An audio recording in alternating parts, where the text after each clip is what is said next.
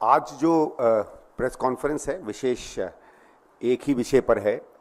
आप लोगों ने सबने देखा होगा, वॉइस फॉर डेमोक्रेसी करके एक संस्था है, एक शायद समूह है विशेषज्ञों का, जिन्होंने जो अभी हाल में लोकसभा के चुनाव खत्म हुए उस पर जो वोट पड़े थे और वोट कितने की गिनती हुई, अलग अलग फेजेस में कितना पड़ा, बाद में इलेक्शन कमीशन ने क्या अनाउंस किया, उसका एक बड़े गहन रूप से उन्होंने अध्ययन किया है। और उसमें कुछ ऐसी बातें निकल कर आती हैं कि जो कोई भी आदमी चाहे तो उसको हम लोग इग्नोर नहीं कर सकते हैं। मुख्यतः जो बात वो निकाल कर लाए, जो सबसे बड़ा प्रश्न आता है कि जितना उन्होंने शुरू में हर फेज में जितना अनाउंस किया, जो शाम को 7 सवा 7 बजे का उनका आता है अनाउंसमेंट, उसके और जो आखिरी फेज में जो फाइनल उन्होंने आंकड़े दिए, उसके बीच में करीबन किसी फेज में 4%, किसी फेज पे 6%, किसी फेज में 8% तक का अंतर है। और मैं एक जो प्रश्न अपने आप से पूछता हूं और आपसे भी पूछता हूं, जहां से मैं इस रिपोर्ट के विश्लेषण की शुरुआत करूंगा, आप लोगों ने भी देखा होगा कि जब इलेक्शन के सर्वे होते हैं तो प्लस माइनस 1%, 1.5% लोग कहते हैं कि अगर इतना अंतर है तो वो वैलिड सर्वे है। उससे ऊपर अगर अंतर जाता है तो इनवैलिड सर्वे हो जाता है या फर्जी सर्वे माना जाता है। अगर उस हिसाब से देखें और हम देखें कि कहे हुए आंकड़े और आखिरी आंकड़ों के बीच में अगर 6% का अंतर है राष्ट्रीय स्तर पर, तो यही तर्क अगर हम आगे उड़ाएं तो क्या सही में ये नतीजे सही थे या नहीं थे, ये अपने में एक सवाल बनता है।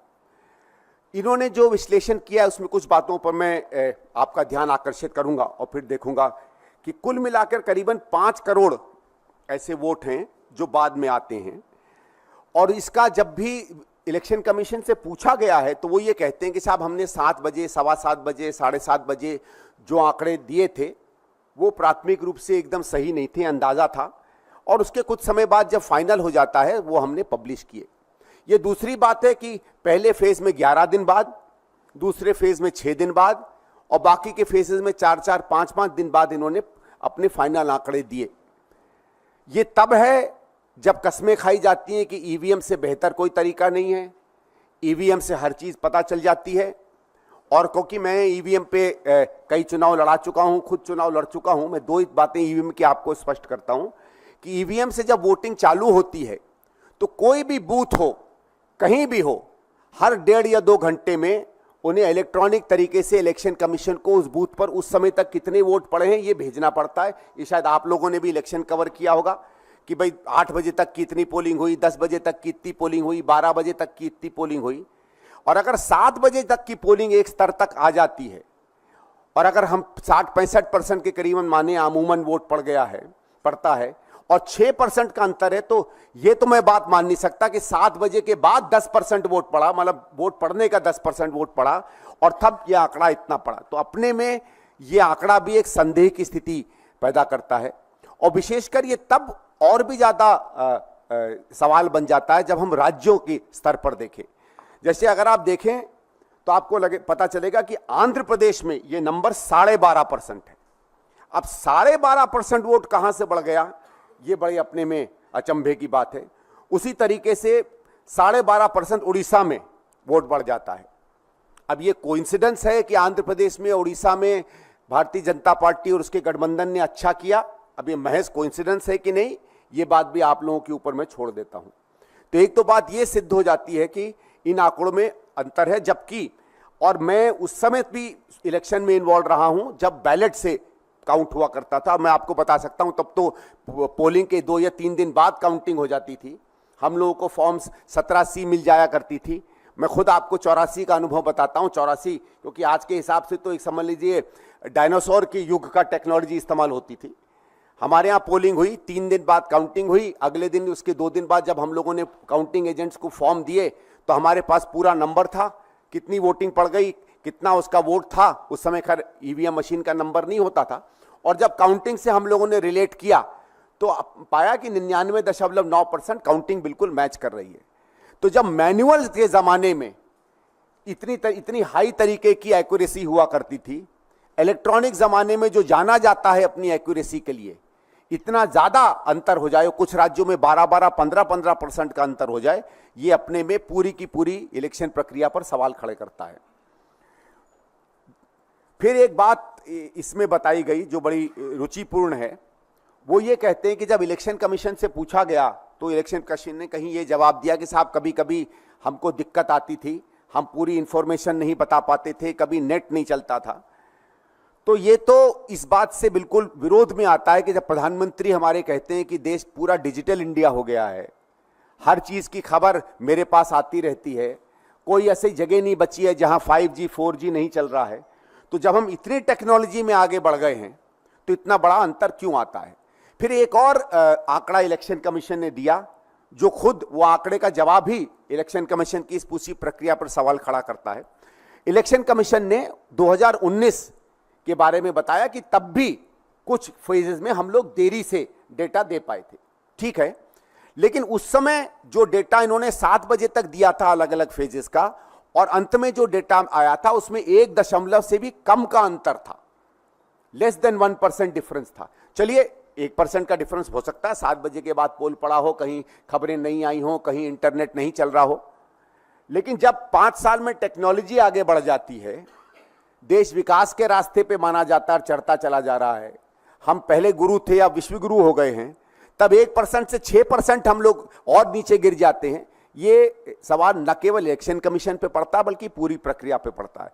और दुर्भाग्य की बात यह है कि इलेक्शन कमीशन ने बार बार जब उनको इन आंकड़ों को उनके सामने रखा गया तो उन्होंने इस बात को ठीक नहीं माना कि वो किसी भी तरह इसमें कोई जवाबदेही बनाए। ठीक है, वो संवैधानिक संस्था है, लेकिन जब संवैधानिक संस्था के काम इस देश की जमहूरियत और लोकतंत्र पर सीधा सीधा असर करते हैं और लोगों के अंतर में ये बड़ा सवाल आता है, तो मुझे लगता है इलेक्शन कमीशन की ये जिम्मेवारी बनती है कि इस पर वो अपनी बात या अपना पक्ष रखें। फिर इसी वोट फॉर डेमोक्रेसी ने एक बड़े इंटरेस्टिंग आंकड़े को सामने रखा।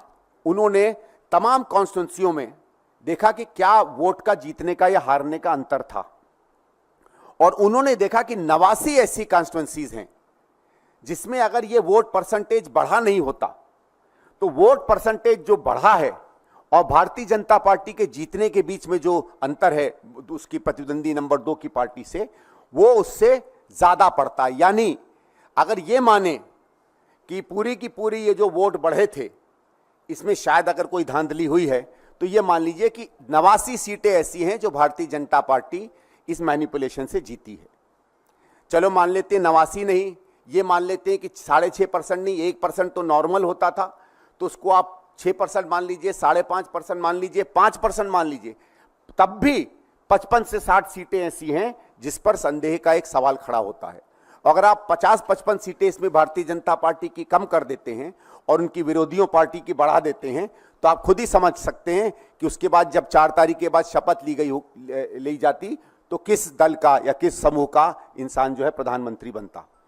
तो मेरे ये सीधे सीधे सवाल इलेक्शन कमीशन से बनते हैं कि ये रिपोर्ट बहुत ही डिटेल में, मैं आप लोगों से आग्रह करूंगा इस रिपोर्ट को देखें, उसके कुछ ही पन्ने में लाया हूं। उन्होंने कॉन्स्टिट्यूंसी वाइज इसका विश्लेषण किया है, फेज वाइज विश्लेषण किया है, राज्यवार किया है, पार्लियामेंट्री सीट वाइज किया है, और दिखाया है कितने कितने अंतर से कौन कौन जीता और कहां कहां ये जो वोट परसेंटेज बढ़े हैं। और जैसे मैंने कहा, यह भी रुचिपूर्ण बात है कि कुछ ऐसे राज्यों में जहां कम से कम विपक्ष के या उन लोगों के जो भारतीय जनता पार्टी को तीखी नजर से या आलोचना की नजर से देखते थे, हमारे हिसाब से जिन राज्यों में भारतीय जनता पार्टी या उनके अलायंस को अच्छा नहीं करना चाहिए था या जिनमें उन्होंने उम्मीद से ज्यादा अच्छा किया, वो सब ऐसे राज्य हैं जहां इस तरीके की हेराफेरी सबसे ज्यादा पाई गई है। उसमें महाराष्ट्र है, उसमें आंध्र प्रदेश है, उसमें उड़ीसा है, उसमें बिहार है, और उसमें कुछ बाकी राज्य हैं जो इस तरह में आते हैं। तो हम भारतीय राष्ट्रीय कांग्रेस की तरफ से ये आग्रह करेंगे, अनुरोध करेंगे इलेक्शन कमीशन से कि इस रिपोर्ट को वो गंभीरता से लें। ये उसकी अपनी अकाउंटेबिलिटी का प्रश्न है, उसकी अपनी जवाबदेही का प्रश्न है, उसकी अपनी इमेज का प्रश्न है। सामूमन आप जानेंगे कि हिंदुस्तान के लोग, हमारे वोटरों ने हमेशा इलेक्शन कमीशन को एक सम्मान की स्थिति में पाया है, लेकिन पिछले कुछ सालों से, खासकर 8-10 साल से जिस तरीके के उसके काम रहे हैं, उसकी कई चीजें संदेह के घेरे में आती हैं। और अगर इस रिपोर्ट पर वो संतोषजनक जवाब नहीं देती है तो ये गंभीर प्रश्न बनेंगे। मैं आशा करूंगा कि चाहे इस बात से, चाहे और जो तमाम नागरिक समूह से ये सवाल पूछ रहे हैं, वो अपनी जवाबदेही मानेंगे और सवाल देंगे। और अगर ऐसा नहीं होता है तो हमारी पार्टी इस बात पर सोच रही है कि क्या इसको हम किसी न किसी और स्तर पर या बड़े स्तर पर ले जाकर इस पर कोशिश करें कि क्या इस पर इंक्वायरी हो सकती है या इलेक्शन कमीशन पर हम प्रभाव डलवाएं। Thank you.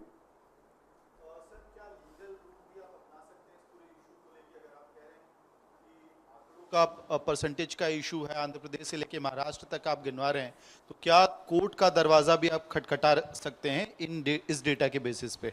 देखिए ये हो सकता है, लेकिन ये थोड़ा पेचीदगी वाला मामला है, क्योंकि कई बार हमने देखा है कि जब ऐसे सवालों को हम कोर्ट के सामने ले जाते हैं तो कोर्ट कहते हैं कि नहीं, हम इसको इलेक्शन कमीशन पे रखेंगे। तो मैं तो ये आशा करूंगा कि इलेक्शन कमीशन ही गंभीरता से इस प्रश्न को देखे, लेकिन अगर नहीं होता है तो क्या हम कोई और संस्था के पास जाते हैं या कोर्ट के पास जाते हैं, जैसे आपने सुझाव दिया है। मेरे ख्याल से ये हमारा शीर्ष नेतृत्व जो है इस बात को तय करेगा।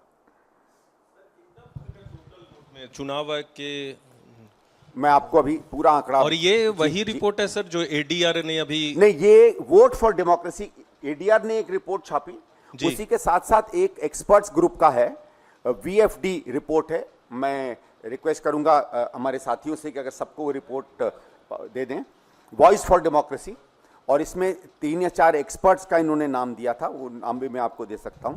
टोटल वोट जो हैं कुल मिला के 4,65,46,000 को, तो 4,65,00,000 आप मान लें, अमूमन 5 करोड़ के करीब वोट्स हैं।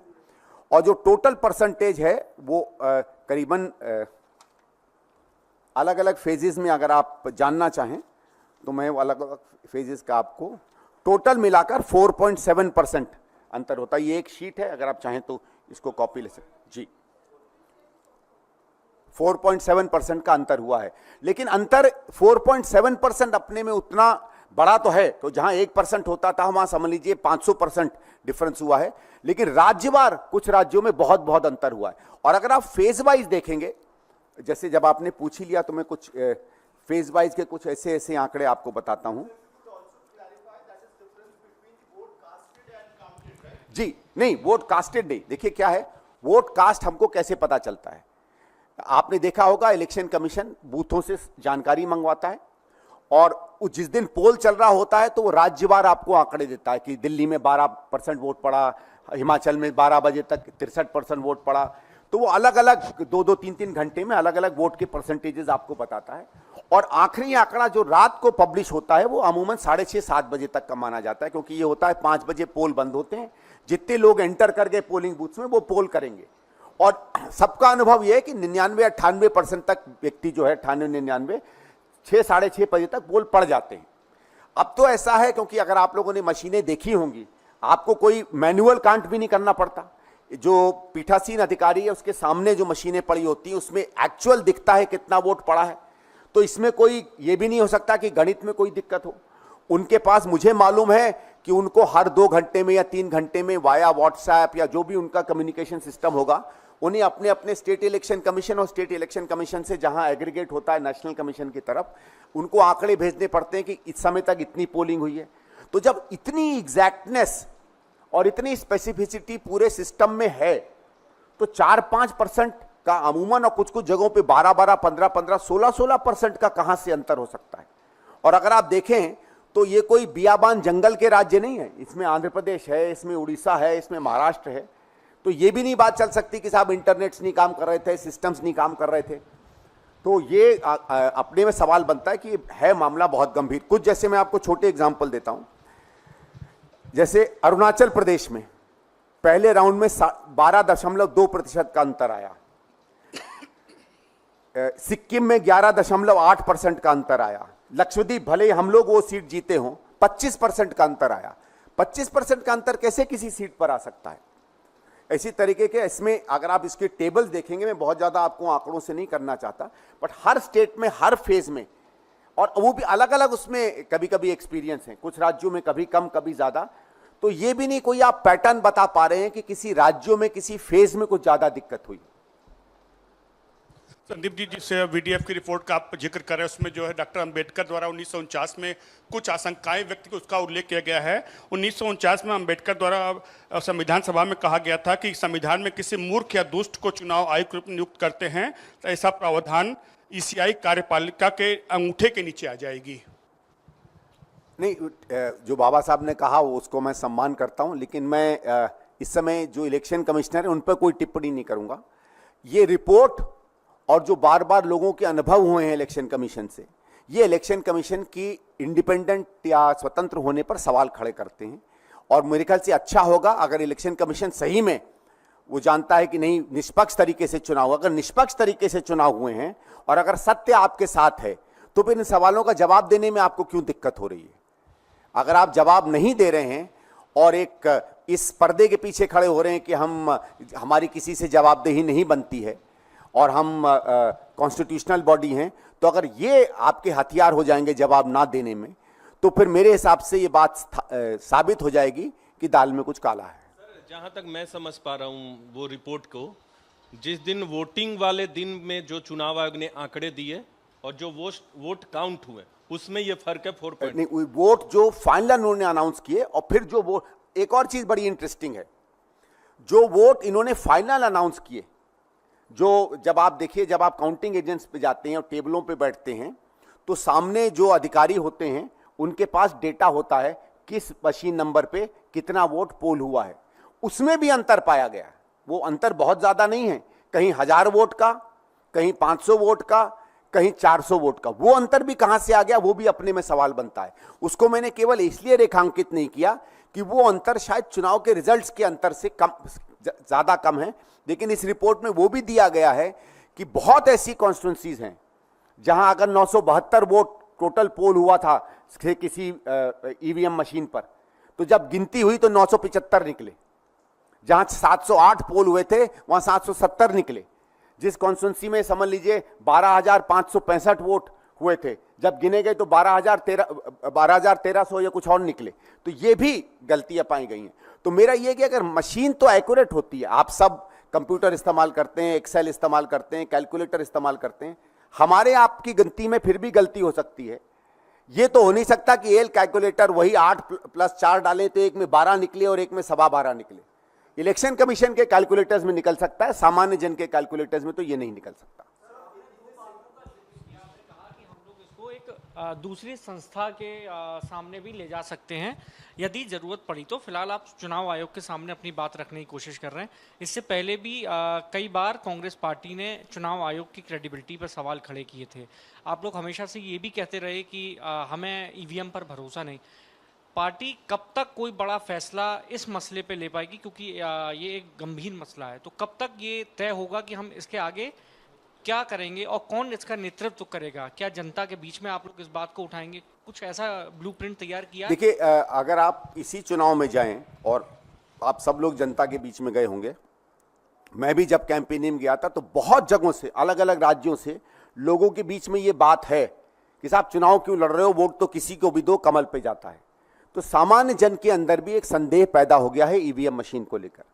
पर अभी हम ये मसला जो है ईवीएम मशीन के, तो हम मूलतः और फंडामेंटली खिलाफ हैं, उसके खिलाफ काम तो करेंगे। लेकिन पहली चीज ये कि इस चुनाव में क्या हुआ है, अब ये तो चुनाव हो गया, इसमें तो हम कह नहीं सकते कि ईवीएम मशीन ना रखिए, वो तो बात हो गई। लेकिन इन चीजों का जब जवाब आएगा, और अगर जवाब नहीं आता है तो जो सवाल हम लोग ईवीएम के बारे में खड़े कर रहे हैं और जो लोगों के मन में संदेह है, वो और पुख्ता हो जाएगा कि ये मशीनें जो हैं उतनी अच्छी, उतनी एक्यूरेट, उतनी सही नहीं है जितनी उसकी सबसे बड़े सपोर्टर जो इलेक्शन कमीशन है वो स्वयं कहता है। और जब इसमें गड़बड़ी पाई जाती है तो स्वयं इलेक्शन कमीशन उसको उसकी सफाई नहीं दे पाता है।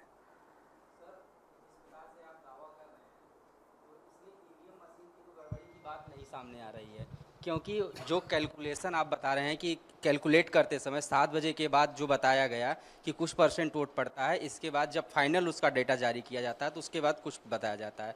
तो ये मशीन पर गड़बड़ी नहीं है, बल्कि ये व्यक्ति या संस्था की गड़बड़ी को आप कहते हैं। और ठीक है, तो इलेक्शन कमीशन बताए ना कि वो गड़बड़ी है। हमने कब कहा? हम तो संदेह खड़ा कर रहे हैं।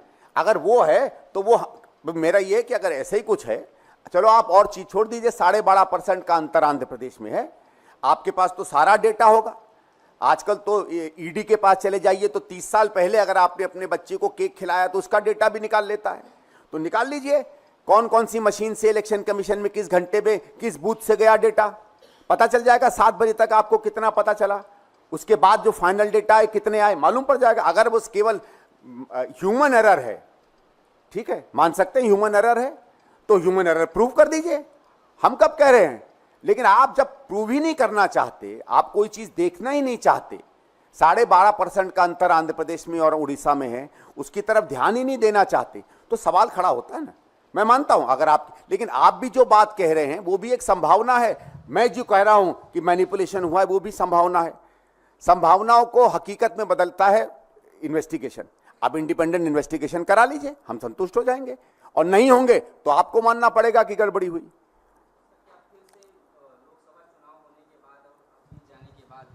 ईवीएम का मुद्दा लगातार ये चलता रहा है और वोटिंग को लेकर क्या फिर से कांग्रेस जो है नए मुद्दे को जन्म दे रही है इसके जरिए? हम नहीं जन्म दे रहे, ये रिपोर्ट जन्म दे रही है, और रिपोर्ट तथ्यों पर है तो तथ्य जन्म दे रहे हैं, और तथ्य उस दिन की हकीकत बता रहे हैं, तो वो हकीकत इसको जन्म दे रही है सवाल को, हम नहीं। हमारे पास जब यह हकीकत इस संस्था द्वारा आई तो हम भी जो चीजें समझते थे कि ईवीएम में हो सकती है, ये शायद उससे भी ज्यादा खतरनाक तस्वीर हमारे सामने प्रस्तुत करती है। रिपोर्ट है, दो रिपोर्ट है। एक एडीआर की रिपोर्ट में 6 लाख का फर्क बताया गया, और इस रिपोर्ट में 4.7%, जो कि करोड़ में जाता है, 5 करोड़ के करीब। 5 करोड़ का। तो आपको नहीं लगता कि रिपोर्ट का जो कंक्लूजन पे पहुंचने का, क्योंकि 2 रिपोर्ट है, एडीआर भी एक विश्वसनीय संस्था है, वर्ल्ड फॉर डेमोक्रेसी की अभी आप जिक्र कर रहे हैं, तो दोनों में इतना का फर्क कैसे आया, आपने जानने की कोशिश? देखिए, एडीआर की रिपोर्ट मैंने नहीं देखी, लेकिन जो मैंने आंकड़े वीएफडी की रिपोर्ट में देखे, और कल रात से मैंने इसको खुद पूरी तरीके से तो मेरे पास वो आंकड़े प्रस्तुत नहीं है, लेकिन इन्होंने जो नंबर बताए थे, मैं गया इंटरनेट पर और मैंने उन दिनों के फिर अखबारों को निकाल कर आंकड़े देखे क्या उन्होंने पब्लिश किए थे, और मैंने देखा कि 95, 98, 99% में वो डेटा रिट्रीव कर पाया कि जो आंकड़े ये दे रहे हैं ये वही थे जो तमाम अखबारों में या चैनल्स ने उन दिनों के उन राज्यों के पब्लिश किए थे फेज वाइज। तो इसलिए मुझे ये एक कॉन्फिडेंस आया कि जो रिपोर्ट वीएफडी दे रही है वो आंकड़ों पर आधारित है, और उन्होंने जो देखा वो जो हकीकत उन दिनों की थी उस पर आधारित है।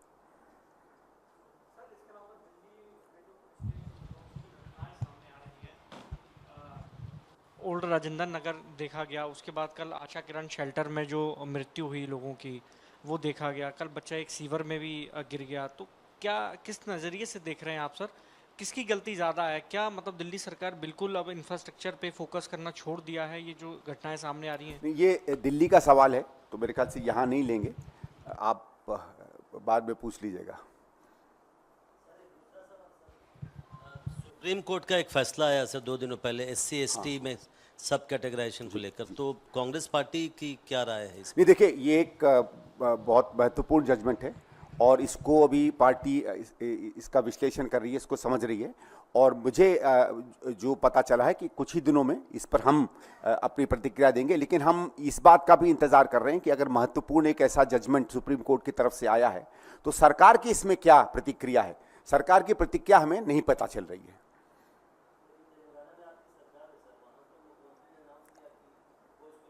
कहाँ सॉरी जी, नहीं, राज्यवार तो है, लेकिन हम कह रहे हैं एक पार्टी की तरफ से हमारा इस पर क्या रिएक्शन है, वो रिएक्शन हम इंतजार कर रहे हैं। उद्धव ठाकरे ने कहा है कि अगर मुझे वो नकली संतान बोलेंगे, जो अमित शाह ने अभी हाल में बयान दिया था उद्धव ठाकरे के खिलाफ, तो अमित शाह को वो अहमद शाह अब्दाली बोलेंगे, ये उद्धव ठाकरे ने कहा है। कैसे देखते हैं इस तरह की बयानबाजी को? महाराष्ट्र की सियासत में चुनाव होने हैं वहां। नहीं, देखिए, मैं तो मूल तक ऐसी किसी भी बयानबाजी को अच्छा नहीं मानता हूं। कभी कभार हंसी मजाक चल जाता है, ह्यूमर चल जाता है, लेकिन ये ह्यूमर की परे है। किसी व्यक्ति पर टिप्पणी करना, उसके परिवार पर टिप्पणी करना, उसके अपने माता पिता या अपने परिजनों के बीच में क्या रिश्ते हैं उस पर टिप्पणी करना, मेरे ख्याल से ये माने तो मैं तो अभद्र शब्द इस्तेमाल करूंगा।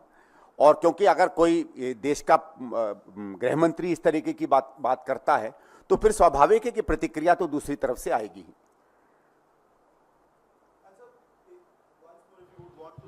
Asha Kiran deaths are very unfortunate, and that institution facility itself has been under question back from the day of 2009-10 when even your party was in power in Delhi.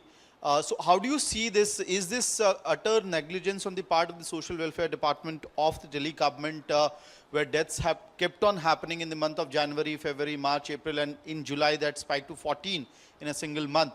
So do you see that there's sheer negligence on the part of the SC/ST welfare department as well? Well, as I said, I think this is a question for the Delhi Pradesh Congress and on another format. But since you've reiterated this question, certainly, it is. It's not just a matter of negligence; it's a tragedy, and I think it's a tragic thing. So let's keep it at that. I think Delhi is more worried about carbohydrate in certain persons, some people's diets in the morning and evening.